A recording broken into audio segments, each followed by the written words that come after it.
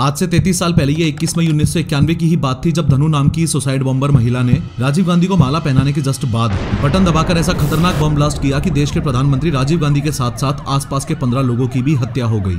असल में हुआ ये था कि राजीव गांधी की हत्या से 6 घंटे पहले यानी 4 बजे श्रीलंका में लोकेटेड जो इंडियन एम्बेसी थी उसमें एक अननोन कॉल आया और कॉल करने वाले ने पूछा कि क्या राजीव गांधी अभी भी जिंदा हैं। हालांकि राजीव गांधी जिंदा भी थे और आने वाले इलेक्शन के लिए देश भर में रैलियां भी कर रहे थे। इस अननोन कॉल के 2 घंटे बाद यानी शाम को 6 बजे राजीव गांधी विशाखापट्टनम की एक इलेक्शन रैली से फ्री होकर एयरपोर्ट की तरफ जा रहे थे ताकि चेन्नई के पास श्री पेरम्बदूर में होने वाली एक और रैली को अटेंड कर सकें। अब जैसे ही राजीव गांधी विशाखापट्टनम एयरपोर्ट पर पहुंचे तो पायलट ने उन्हें बताया कि वो अभी फ्लाई नहीं कर सकते क्योंकि एयरप्लेन के कम्युनिकेशन डिवाइस में कुछ खराबी है। जितनी देर कम्युनिकेशन डिवाइस सही किया जा रहा था उतनी देर राजीव गांधी वहीं एयरप्लेन के पास बैठे रहे, लेकिन जैसे जैसे टाइम बहुत ज्यादा लगने लगा वैसे ही राजीव गांधी वहां से चल पड़े। आज अटैक वाले दिन यानी 21 मई 1991 को राजीव गांधी ने ये डिसाइड किया कि वो विशाखापट्टनम में ही सरकारी गेस्ट हाउस में रुकेंगे। अपनी टीम के साथ राजीव गांधी का काफिला कुछ ही दूरी तय कर पाया था कि तभी एक पुलिस ऑफिसर बाइक से राजीव गांधी की कार का पीछा करने लगता है। थोड़ी ही देर में उसने राजीव गांधी की कार को रुकवाकर उनको बताया कि एयरप्लेन ठीक हो गया है, अगर आप चेन्नई जाना चाहते हैं तो एयरप्लेन आपका वेट कर रहा है। ये सुनते ही राजीव गांधी ने तुरंत यू टर्न लेकर अपनी कार को इतनी तेजी से दौड़ाया कि उनकी टीम पीछे ही रह गई और बताया जाता है कि वो हवाई जहाज में बैठकर चेन्नई के लिए रवाना भी हो गए। यहाँ ये सुनकर आपको थोड़ा अजीब लगेगा कि अरे ये कैसा प्रधानमंत्री है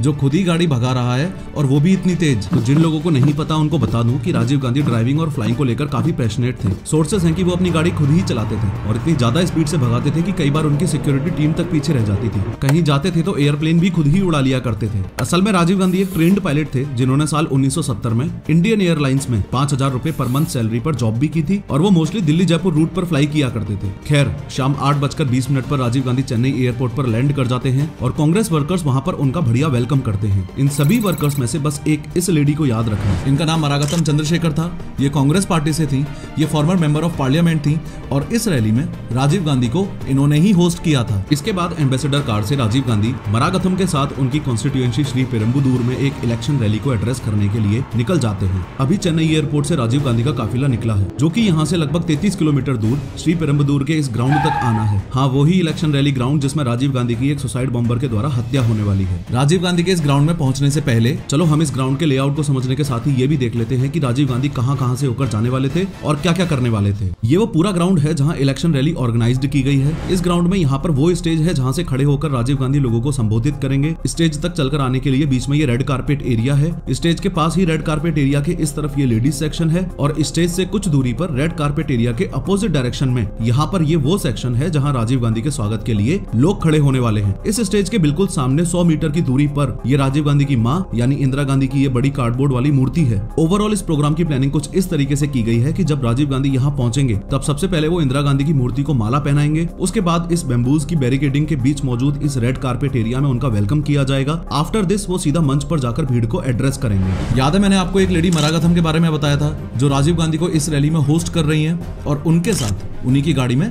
इस रैली ग्राउंड की तरफ आ रही हैं। उन्हीं का एक असिस्टेंट था जिसका नाम था एजे डॉस और इस इलेक्शन रैली के पूरे अरेंजमेंट और प्लानिंग की जिम्मेदारी एजे डॉस की ही थी। अब डॉस की प्लानिंग के अकॉर्डिंग यहाँ रेड कारपेट एरिया के पास टोटल 21 लोग राजीव का वेलकम करेंगे, जिसमें से ये 3 लोग माला पहनाएंगे और ये 18 कांग्रेस कार्यकर्ता और पत्रकार राजीव से मिलेंगे। ये सब कुछ डिसाइडेड था, लेकिन लास्ट मोमेंट पर मरागतम की बेटी की रिक्वेस्ट पर इस औरत और इसकी बेटी को भी इस एरिया में रहकर एक्स पीएम राजीव गांधी से मिलने की परमिशन दे दी जाती है। यहाँ आपको बता दूं कि इस बच्चे का नाम कोकिला है जो कि आज राजीव गांधी को एक कविता सुनाएगी। इस बात पर भी ध्यान दो कि उस दिन चेन्नई में राजीव गांधी के लिए सिक्योरिटी अरेंजमेंट्स काफी अच्छे थे क्योंकि ऐसा माना जा रहा था कि एक्स पीएम उस ड्यूरेशन में कई टेररिस्ट ग्रुप्स के टारगेट पर ऑलरेडी थे। अब एक बार यहाँ के सिक्योरिटी अरेंजमेंट्स भी देख लेते हैं। इस पूरे एरिया की सिक्योरिटी के लिए आईपीएस ऑफिसर आर.के. राघवन के नेतृत्व में यहाँ पर 300 पुलिस वाले तैनात हैं। रेड कारपेट एरिया में राजीव गांधी से मिलने वाले इन 23 लोगों पर नजर रखने और इनकी मेटल डिटेक्टर से थोरोली चेकिंग करने की रिस्पॉन्सिबिलिटी इन सब इंस्पेक्टर्स और कांस्टेबल्स की है। इस सब इंस्पेक्टर को तलाशी के बाद डिसाइड करना था कि ये लोग राजीव गांधी के वेलकम के लिए इस रेड कारपेट एरिया में खड़े हो सकते हैं या नहीं।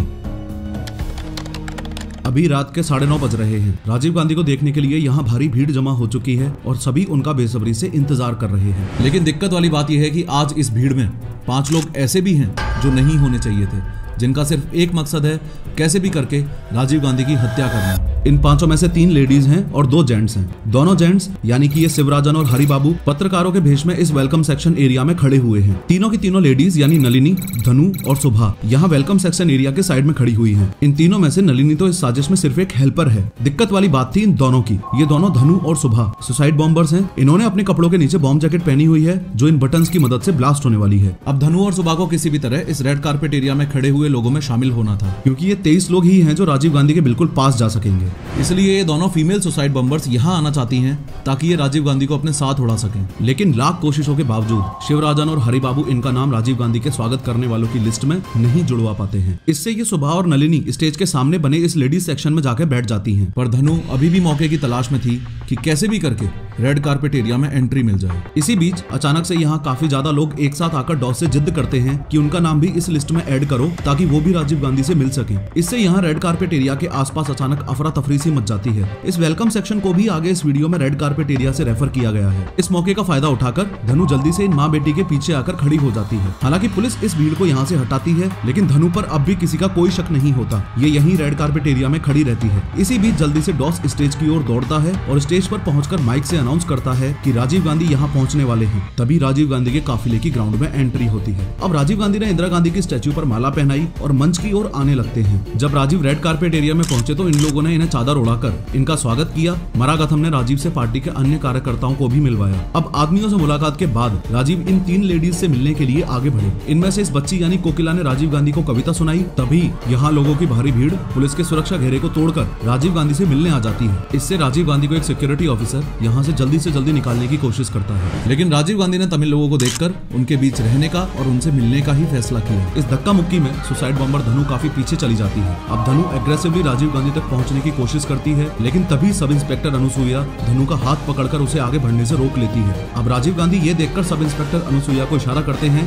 कि धनु को आने दो। अगले ही पल राजीव गांधी की मौत यानी कि धनु उनके सामने खड़ी थी। अब धनु राजीव गांधी को चंदन की माला पहनाती है और उनके पैर छूने के लिए झुकती है। नीचे झुकते वक्त धनु अपने बॉम्ब जैकेट के सबसे पहले तो पीछे वाले बटन को दबाती है और फिर आगे वाले बटन को दबाती है और तभी एक जोरदार धमाका होता है जिससे यहाँ की धरती ही हिल जाती है। इस विस्फोट के बाद चारों ओर आग और धुआं फैल जाता है। इससे ग्राउंड में हाहाकार और भगदड़ मच जाती है और कुछ देर बाद जैसे ही रेड कारपेट एरिया में धुआं कम होने लगा तो चारों तरफ खून और लाशें दिखने लगी। इस ब्लास्ट में कोकिला की मां, मरागथम, धनु, पुलिसकर्मी और सुरक्षा अधिकारियों के साथ राजीव गांधी के शरीर के टुकड़े बिखरे पड़े थे। यहाँ 15 लोग मारे जा चुके थे और 40 से ज्यादा लोग सीरियसली इंजर्ड थे। वहीं इस हरिबाबू के कैमरा में लास्ट के कुछ पलों की ये 10 पिक्चर्स थी। देश में इतना बड़ा हादसा हुआ, एक पूर्व प्रधानमंत्री को पुलिस वालों के सामने सुसाइड बॉम्बर्स ने जान से मार दिया। पर उस 21 मई 1991 की दहशतगर्द रात को पूरा भारत सिर्फ एक ही सवाल से जूझ रहा था, राजीव गांधी को किसने मारा और क्यों मारा। आज की इस वीडियो में 3D एनिमेशन की मदद से इस असैसिनेशन की पूरी प्लानिंग को स्टेप बाय स्टेप समझेंगे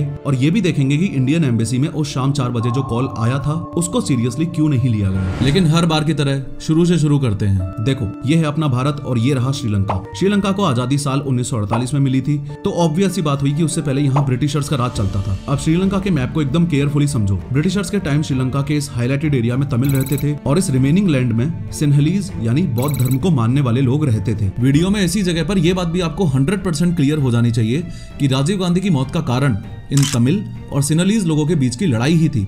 कैसे क्या हुआ था आगे इस वीडियो में आपको और क्लियरली पता चलेगा। खैर, मैप में ध्यान से देखो, ये है श्रीलंका और इंडिया के सदर्न साइड में ये है तमिलनाडु।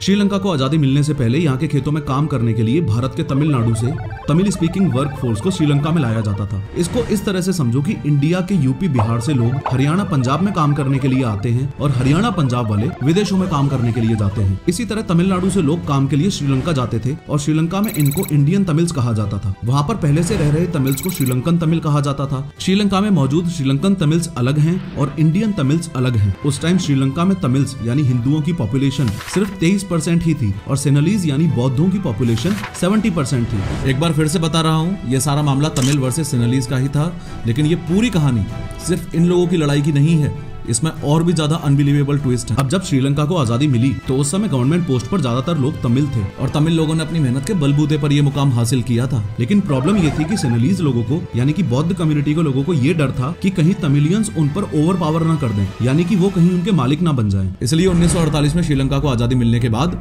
सिन्हलीज गवर्नमेंट ने तमिल लोगों को साइडलाइन करने के लिए काफी सारे अनवाइज्ड डिसीजंस लिए, जैसे सबसे पहले इंडिया से माइग्रेटेड तमिल्स के वोटिंग राइट्स छीन लिए, इंग्लिश की जगह सिन्हाला लैंग्वेज को श्रीलंका की ऑफिशियल लैंग्वेज डिक्लेयर कर दिया, सिन्हलीज स्टूडेंट्स को एजुकेशनल रिजर्वेशन दे दिया और कुछ साल बाद 1972 में एक नया संविधान लागू करके देश का प्राइमरी रिलीजन बुद्धिज्म अनाउंस कर दिया एक्सेट्रा। सिन्हलीज कम्युनिटी ने श्रीलंका में ओवरऑल ये सिचुएशन कर दी कि तमिलियंस का वजूद ही खत्म हो जाए, और अगर तमिलियंस इन अनफेयर डिसीजंस के खिलाफ आवाज उठाते थे तो श्रीलंकन गवर्नमेंट श्रीलंका के तमिल रीजन्स में मिलिट्री लगा देती थी और आवाज उठाने वालों के साथ बलात्कार करके उनके पूरे परिवार को गोली मार दी जाती थी। तमिलियन लोगों पर इन सभी अत्याचारों के चलते इस असल कहानी में एंट्री होती है एक ऐसे बंदे की जिसने राजीव गांधी की हत्या करवाई, जिसने जाफना डिस्ट्रिक्ट के मेयर को गोलियों से भून दिया और जिसने श्रीलंकन गवर्नमेंट और सिन्हलीज लोगों से लड़ने के लिए एक रेबेल ग्रुप बनाया, लिट्टे यानी liberation tigers of Tamil Eelam. और ये बंदा जिसकी अपन बात कर रहे हैं, जिसने लिट्टे बनाया, वो है ये वेलुपल्ली प्रभाकरण। देखो, ओवरऑल ये कॉन्सेप्ट ऐसा है कि अगर इसे आप कहानी में घुस के समझने की कोशिश करोगे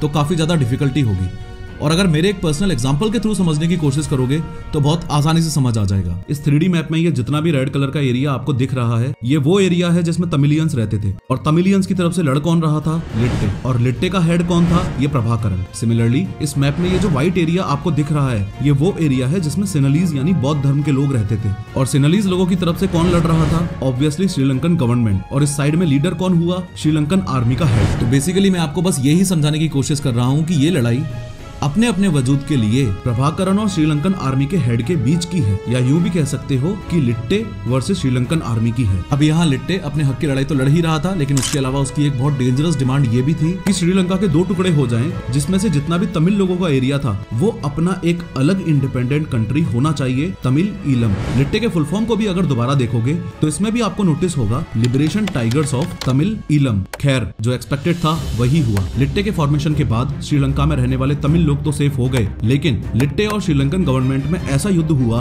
जो सोच से भी परे था। दोनों ग्रुप्स एक दूसरे को जितना ज्यादा से ज्यादा नुकसान पहुंचा सकते थे उतना ज्यादा से ज्यादा नुकसान पहुंचाया। दूसरे ग्रुप्स की फीमेल्स के साथ रेप कर दिए जाते थे, हजारों लोगों की जानें भी गईं, और एक समय ऐसा आ गया जब इंडिया में मौजूद जो तमिल लोग थे उन्होंने इंडियन गवर्नमेंट पर दबाव बनाना शुरू किया कि श्रीलंका में जो सिविल वॉर चल रहा है उसमें इंडियंस भी सफर कर रहे हैं, तो इंडियन गवर्नमेंट को श्रीलंका के मैटर में इंटरफेयर करना चाहिए। यहाँ इस बात को भी अच्छे से समझना कि इसी दौरान इंदिरा गांधी को उनके बॉडीगार्ड्स ने जान से मार दिया था, और सिर्फ 40 की एज में राजीव गांधी नए नए देश के प्रधानमंत्री बने थे, the youngest prime minister of India. जिन लोगों को नहीं पता उनको बता दूं कि इसी professor of how YouTube channel पर मैंने इंदिरा गांधी हत्याकांड की 3D animated short film publish कर रखी है, वो भी जरूर देखना। खैर, तमिल लोगों की डिमांड्स को मद्देनजर रखते हुए उस समय के भारत के प्रधानमंत्री ये डिसाइड करते हैं कि वो तमिल लोगों की मदद करेंगे। इसी समय राजीव गांधी ने इन श्रीलंकन तमिलियन की हेल्प के लिए इंडिया से श्रीलंका कुछ बिना हथियारों वाली इंडियन नेवी शिप से कई टन खाना और दवाइयां भेजी, लेकिन श्रीलंकन नेवी ने इन सभी शिप्स को वापस मोड़ दिया। इसके 2 दिन बाद दिल्ली स्थित श्रीलंकन हाई कमीशन को इन्फॉर्म किया गया कि इंडियन एयरफोर्स श्रीलंका के तमिल बहुल एरिया में ऑपरेशन पूमलाई करने जा रही है, जिसमें इंडिया की तरफ से वॉर सर्वाइवर्स के लिए खाना और मेडिकल चीजें ड्रॉप की जाएंगी। अगर अब की बार श्रीलंकन फोर्सेस ने रोका तो भारत इसको बर्दाश्त नहीं करेगा। अब इंडिया से 5 मिलिट्री एयरक्राफ्ट में लगभग 25 टन फूड एंड मेडिसिन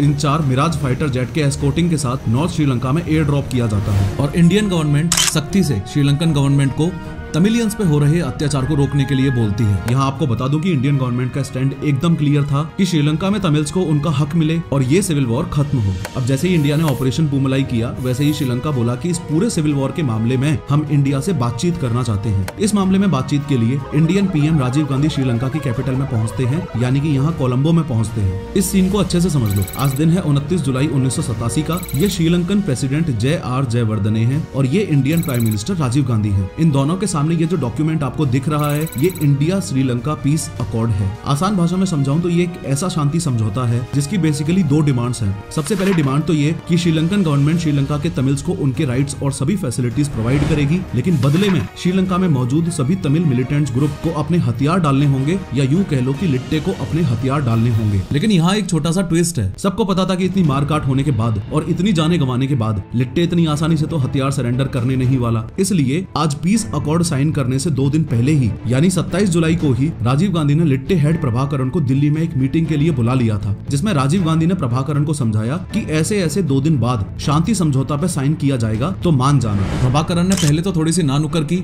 लेकिन उसके बाद वो समझौते के लिए मान जाता है। अब आज यानी 29 जुलाई 1987 को इधर श्रीलंका के कोलंबो में समझौते पर साइन हो गए हैं। लेकिन यहाँ आपको एक बात बता दूं कि कोलंबो में पिछले कुछ दिनों से ब्रूटल राइट्स हो रहे हैं, लेकिन ये राइट्स आज इतने ज्यादा वायलेंट हो गए हैं कि दंगाइयों ने श्रीलंका के प्रेसिडेंट जयवर्धने के घर का एक पार्ट जला दिया। अब इस राइट को रोकने के लिए प्रेसिडेंट जयवर्धन ने राजीव गांधी से कहा कि वो श्रीलंकन फोर्सेस को श्रीलंका के इन तमिल एरियाज में से यहाँ कोलंबो वापस बुलाना चाहते हैं और साथ में इंडियन पीएम राजीव गांधी से इंडियन फोर्सेस का सपोर्ट मांगते हैं। अब आर्मी सपोर्ट के लिए पीएम राजीव गांधी तैयार हो जाते हैं और मात्र 6 घंटे में इंडियन पीस कीपिंग फोर्स यानी कि IPKF इंडिया से श्रीलंका आ जाती है। ये बात सुनने में आपको थोड़ी सी अजीब लगेगी, लेकिन एक्सपर्ट्स मानते हैं कि राजीव गांधी का ये बहुत ही बचकाना डिसीजन था। अगर आप भी इसको अच्छे से विजुअलाइज करोगे तो आई एम श्योर आपको भी कुछ ऐसा ही फील होगा। देखो, ओवरऑल ये लड़ाई बस इस बात की थी कि श्रीलंकन आर्मी वर्सेस लिट्टे की लड़ाई चल रही थी। शांति समझौता साइन करते वक्त जो कोलंबो में राइट्स हुए उनका समाधान करने के लिए श्रीलंकन आर्मी वापस कोलंबो आ गई और खुद के बदले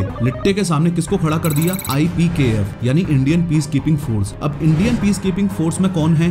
इंडियंस। लिट्टे में भी कुछ मात्रा में कौन है? इंडियन तमिल्स यानी इंडियंस। अब राजीव गांधी के इस एक डिसीजन की वजह से भारतीय नागरिक के सामने लड़ने के लिए खड़ा हुआ था। यहाँ से एक बहुत बड़ी चीज हमको ये भी सीखने को मिलती है कि देश के प्रधानमंत्री के पास एक्सट्रीम डिप्लोमेटिक समझ होना कितना ज्यादा जरूरी है।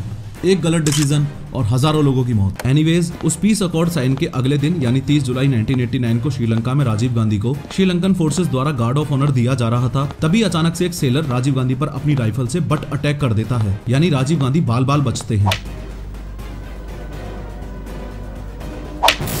ये पहली बार था जब किसी श्रीलंकन ने राजीव गांधी पर अटैक किया था। अनफॉर्चुनेटली इस केस में भी यही हुआ। लिट्टे ने हथियार डालना शुरू तो किया, लेकिन समय के साथ IPKF और लिट्टे के रिलेशंस इस कदर बिगड़ गए कि दोनों तरफ से खतरनाक युद्ध हुआ और हजारों लोगों ने अपनी जान गंवाई, इंक्लूडिंग इंडियन सोल्जर्स।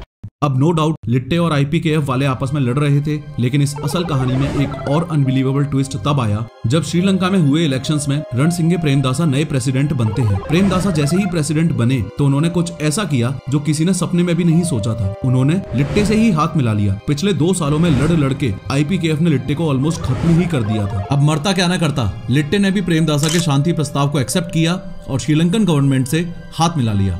लेकिन प्रभाकरण इस लेवल का चंट आदमी था, उसने शांति समझौता एक्सेप्ट करते वक्त प्रेमदासा के आगे एक शर्त भी रख दी और वो शर्त ये है कि पहले IPKF को श्रीलंका से निकालो। इससे अब श्रीलंकन प्रेसिडेंट प्रेमदासा IPKF को श्रीलंका छोड़ने के ऑर्डर दे देते हैं। इधर अपने इंडिया में भी इलेक्शन होते हैं, राजीव गांधी इलेक्शन हार जाते हैं और नई सरकार बनती है। राजीव गांधी प्रधानमंत्री पद से हट जाते हैं और देश के नए प्रधानमंत्री बनते हैं जन मोर्चा पार्टी के विश्वनाथ प्रताप सिंह यानी कि VP सिंह। अब इंडिया में VP सिंह की सरकार IPKF को मार्च 1990 में वापस इंडिया बुला लेती है। अब तक IPKF ने श्रीलंका में अपने 1248 सोल्जर्स खो दिए थे और 1000 करोड़ इंडियन रुपीस से ज्यादा ऐसे युद्ध में खर्च किए जो हमारा था ही नहीं। बात साल 1991 की है, सब कुछ सही चल रहा था और लिट्टे की सबसे बड़ी दुश्मन यानी इंडियन पीस कीपिंग फोर्स यानी IPKF वापस भारत आ चुकी थी। तभी एक दिन एक प्रेस कॉन्फ्रेंस में राजीव गांधी ने एक ऐसी बात बोल दी जो आगे चलकर उनकी मौत का कारण बनी। राजीव गांधी प्रेस कॉन्फ्रेंस में बोलते हैं कि राजीव गांधी की सरकार अगर वापस पावर में आती है तो वो IPKF को फिर से श्रीलंका भेजेंगे। अब जैसे ही प्रभाकरण ने रेडियो पर यह बात सुनी, उसका खून खोलने लगा। ये आज का ही दिन था जब प्रभाकरण ने यह ठान लिया